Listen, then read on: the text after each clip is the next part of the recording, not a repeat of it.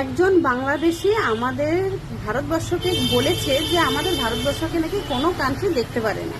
তো আমি তাকে বলতে চাই, তো আমাদের ভারতবর্ষকে যদি দেখতেই না পারে, তাহলে সৌদি আরব যত মুসলিম কান্ট্রি আছে সবচেয়ে বড় কিন্তু সৌদি আরব। তো সেই সৌদি আরবে কিন্তু আমাদের অলরেডি কৃষ্ণ মন্দির হয়ে গেছে। তো এটা ভালো করে একটু রিসার্চ করে নিস ভাই।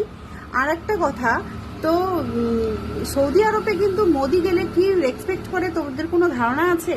তোরা শুধু শুধু না পুঁটি মাছ কয়েকটা শুধু ভিউজের জন্য যা খুশি তাই ভাট বুকে যাচ্ছিস। আর তোদের ইলিশ মাছ না খেলে কি হবে আমাদের?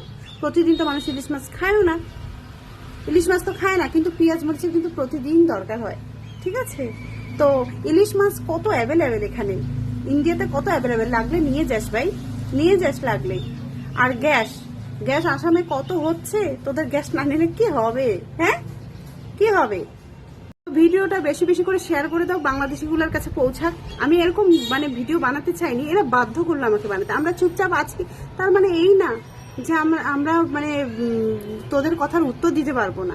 আসলে আমরা তোদেরকে ইগনোর করি, তোদের কথা আমরা শুনতেও চাই না, দেখতেও চাই না। তোরা ভুল বুঝছিস বাত খোলাটাকে নিয়ে, ঠিক আছে? তো সেটা নিয়েই লাফা। তোরা যদি এতই উন্নত দেশ, তোদের আধা লোক কেন প্রবাসী হয়ে গেছে সেটা একবার নিজে নিজে বোঝ। তো কি দিয়ে বাদ দিবি, লুঙ্গি নাকি ইলিশ মাছ ভাই? এটা একটু জানাইস। হ্যাঁ, বাই।